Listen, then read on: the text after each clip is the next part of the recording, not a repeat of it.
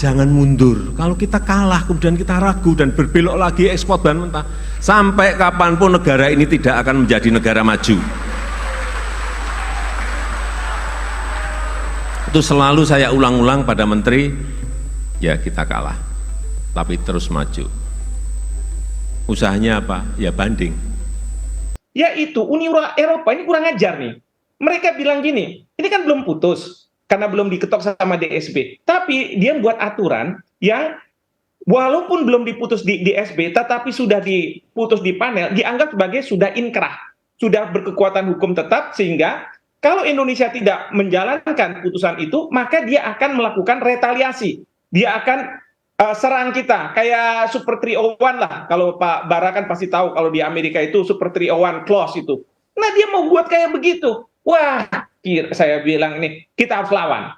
Ya, saya setuju dengan Bapak Presiden. Kita harus lawan. Kita nggak ada mundur-mundurnya mengenai masalah ini. Apakah kita sudah layak menerima itu? Karena penambangan baik hulu maupun hilir, apakah kita sudah sesuai dengan konsep green energy, konsep good mining practice atau konsep life cycle assessment?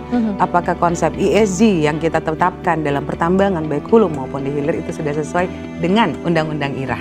Kita kembali lagi, Undang-Undang IRA itu kan tentu ada klausal-klausalnya ya. Kita berbicara environmental. Bagaimana kita menuju green energy, tapi prosesnya tidak green energy. Pemerintah Indonesia meminta Dana Moneter Internasional atau IMF tidak ikut campur soal kebijakan hilirisasi dan larangan ekspor biji nikel. Secara tegas, pemerintah bahkan meminta IMF untuk fokus saja mengurusi negara-negara bermasalah dibanding memberikan rekomendasi terkait kebijakan hilirisasi Indonesia. Saran saya, ditulis baik-baik ya, dia mendiagnosa aja kepada negara-negara yang hari ini lagi susah. Ya, dia nggak usahlah campur-campur ngurus Indonesia. Indonesia ini dia mengakui bahwa pertumbuhan ekonomi udah baik. Dia mengakui neraca perdagangan kita udah baik. Kenapa dia mau bilang ini standar ganda nih menurut saya? Ada apa di balik ini? Jadi menurut saya apa yang dilakukan oleh pemerintah kita sekarang itu sudah dalam jalan yang benar. Ya, lagi-lagi soal kebijakan hilirisasi Indonesia, terutama terkait larangan ekspor biji nikel. Di mana sebelumnya melalui dokumen IMF Executive Board Concludes 2023 Article 4 Consultation with Indonesia, lembaga itu meminta pemerintah Indonesia untuk mempertimbangkan penghapusan kebijakan larangan ekspor biji nikel. Ya, pemirsa, dalam dokumen itu disebutkan Direktur Eksekutif IMF menyadari bahwa Indonesia tengah fokus melakukan hilirisasi pada berbagai komoditas mentah seperti nikel. Akan tetapi, Direktur Eksekutif IMF memberikan catatan di mana kebijakan itu harus berlandaskan analisis terkait biaya dan manfaat lebih lanjut.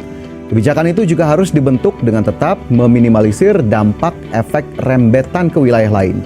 Di sisi lain, pemerintah Indonesia sebetulnya mengapresiasi IMF dalam memberikan pandangan dan rekomendasi perihal pertumbuhan makroekonomi di dalam negeri. Akan tetapi apa yang dilakukan oleh IMF dianggap sebagai standar ganda, di mana satu sisi mendukung tujuan hilirisasi sekaligus menentang kebijakan larangan ekspor. Penilaian IMF terkait soal kerugian yang akan dialami oleh Indonesia apabila menerapkan kebijakan larangan ekspor pun dinilai tidak tepat. Justru dengan hilirisasi, penciptaan nilai tambah sangatlah tinggi bagi Indonesia. Dan selain itu banyak efek berantai atau multiplier effect dari kebijakan tersebut. Contohnya pembukaan lapangan kerja. Ya, sementara itu di saat yang sama respon tegas tak hanya disampaikan oleh pemerintah seperti misalnya Menteri Investasi Bahlil Lahadalia yang menyebut Amerika saja boleh menghentikan ekspor semikonduktornya. Kenapa tidak dengan Indonesia? Ya, respon tegas ternyata juga disampaikan oleh kalangan pengusaha dan juga Dewan Perwakilan Rakyat Republik Indonesia atau DPR RI yang bahkan menyebut rekomendasi IMF tak wajib dipatuhi. Lantas seperti apa pandangan dari pihak-pihak lain terkait dengan hal ini? Yang terkait dengan hilirisasi, ini kan merupakan program yang sudah dilakukan oleh pemerintah dan juga merupakan amanah mineral dan batu bara, yaitu harus ada nilai tambah di dalam negeri. Ya tentu dalam pelaksananya itu harus ada afirmasi kebijakan yang dilakukan oleh pemerintah. Pada tahun 2020 yang lalu, ini pemerintah melalui Menteri Investasi, waktu itu masih Kepala BKPM, itu mengumumkan itu adanya kebijakan larangan ekspor untuk nikel. Dari proses pelarangan tersebut itu ya memang kita melihat investasi yang masuk di hilirisasi ini semakin lama semakin besar. Jadi kalau kita lihat kondisi yang ada, kita belajar dari negara-negara maju tempo hari, misalnya Inggris. Pada saat Inggris mau mendorong bagaimana mereka mengembangkan industri tekstilnya dalam negeri, mereka melarang itu adanya ekspor wol. Itu terjadi pada tahun 1614. Tentu ini kita melihat perkembangan negara-negara maju yang lain, jadi tidak ada negara maju tanpa adanya industrialisasi. Jadi kita lihat dengan adanya amanat undang-undang, ya kemudian kita mengeskalasi kegiatan investasi ekonomi dalam negeri, maka apa yang disampaikan oleh Bapak Presiden harus terjadi nilai tambah hilirisasi dalam negeri itu dilaksanakan. Berbicara soal komoditas nikel, Menteri Investasi mengungkapkan bahwa ekspor nikel Indonesia pada 2017-2018 tercatat hanya mencapai 3,3 juta dolar Amerika. Namun begitu menghentikan ekspor biji nikel dan melakukan hilirisasi, nilai ekspor Indonesia pada 2022 menyentuh hampir 30 miliar dolar Amerika. Lebih lanjut, hilirisasi juga diklaim telah membuat neraca perdagangan Indonesia mengalami surplus selama 25 bulan berturut-turut. Selain itu, sejak diberlakukannya kebijakan hilirisasi, pertumbuhan tenaga kerja pada sektor hilirisasi tiap tahun mencapai angka 26,9% dalam 4 tahun terakhir. Sementara itu, pemirsa, berbicara soal desakan dunia pada hilirisasi komoditas Indonesia, sebenarnya ini bukan kali pertama terjadi. Pemerintah Indonesia sendiri telah menerapkan kebijakan larangan ekspor biji nikel sejak 1 Januari 2020 lalu. Langkah tersebut bertujuan untuk meningkatkan nilai tambah komoditas nikel. Dan tak butuh waktu lama, kebijakan larangan ekspor biji nikel langsung mendapat penolakan dari Uni Eropa dan Indonesia, bahkan digugat ke Organisasi Perdagangan Dunia atau World Trade Organization. Dan pada Oktober 2022 lalu, Uni Eropa berhasil memenangkan gugatan terhadap Indonesia. Namun pada akhir tahun 2022, pemerintah pun memutuskan untuk mengajukan banding atas putusan tersebut. Adapun dalam konferensi pers terbaru, Menteri Investasi Bahlil Lahadalia kembali menegaskan bahwa sampai langit runtuh pun Indonesia akan tetap menjalankan hilirisasi alias tak bisa diganggu-gugat oleh pihak manapun. Karena pemerintah berharap dari kebijakan hilirisasi ini nilai tambah yang dihasilkan akan besar dan juga berefek positif pada perekonomian nasional dan juga efek berantai yang diciptakan kepada sektor-sektor lainnya mampu mengerek pertumbuhan ekonomi nasional. Jadi tetap kita dukung agenda positif yang memang sudah diwacanakan dan juga sudah dijalankan dan sudah berlangsung hingga saat ini. Meskipun rekomendasi IMF bisa saja kita jadikan tolak ukur untuk evaluasi sudah sejauh mana dan sudah sebaik mana kebijakan hilirisasi dijalankan oleh Indonesia. Ya, Kementerian Koordinator Kemaritiman dan Investasi juga merespons pernyataan IMF yang meminta Indonesia untuk mempertimbangkan penghapusan secara bertahap kebijakan larangan ekspor biji nikel. Juru bicara Menko Bidang Kemaritiman dan Investasi, Jody Mahardi, mengatakan dan juga sekaligus mengungkapkan bahwa Menko Marves Luhut Binsar Panjaitan akan menyambangi Amerika Serikat untuk bertemu langsung dengan Managing Director IMF Kristalina Georgieva untuk menjelaskan tujuan Indonesia terkait dengan larangan ekspor biji nikel. Pertemuan ini pun dinilai bisa menjadi kesempatan bagi Indonesia untuk menjalin dialog yang konstruktif dengan pihak IMF. Sementara itu, Himpunan Pengusaha Muda Indonesia atau HIPMI menilai kebijakan hilirisasi yang dijalankan pemerintah Indonesia sudah tepat. Pemerintah pun dinilai perlu berani dan siap menghadapi pihak asing yang kontra dengan kebijakan tersebut. HIPMI pun mendukung sikap tegas pemerintah yang menolak rekomendasi IMF untuk menghapus kebijakan larangan ekspor biji nikel. Kebijakan hilirisasi diyakini dapat mengerek pertumbuhan ekonomi nasional. Kinerja ekonomi yang positif seiring dengan penerapan kebijakan larangan ekspor bahan mentah tambang telah membuat adanya mungkin pihak-pihak asing yang terkesan kurang suka dengan langkah yang diambil Indonesia. Meski begitu, pemerintah diminta untuk tetap pada pendiriannya dan tak terpengaruh dengan pandangan pihak asing. HIPMI pun menilai lembaga sekaliber IMF seharusnya objektif dalam menghitung cost and benefit analysis dari sudut pandang pertumbuhan ekonomi Indonesia. Tidak hanya mempertimbangkan dampaknya terhadap negara-negara lain. Ya, lebih lanjut, potensi penciptaan nilai tambah dari komoditas mentah terutama nikel ternyata memang cukup besar. Hal tersebut sejalan dengan tingginya jumlah cadangan nikel di Indonesia. International Monetary Fund mengkritik kebijakan larangan ekspor nikel yang dilakukan oleh pemerintah Indonesia. Adapun beberapa poin yang menjadi catatan IMF, yakni adanya potensi pendapatan negara yang hilang seperti pajak ekspor. Ya, Mas Pras, sebenarnya sih kalau kita melihat apa yang disampaikan oleh Pak Bahlil sih ada benarnya juga ya, bahwa IMF kok kepo banget ya, sudah 3 tahun baru kali ini datang, kenapa nggak dari awal? Kalau bahasa kami para pengusaha, kenapa nggak dari 2 tahun 2020 pada saat kita digugat oleh WTO, gitu kan? Kan di awal tahun 2020 kita digugat karena pelarangan ekspor. Nah, IMF di mana pada saat itu?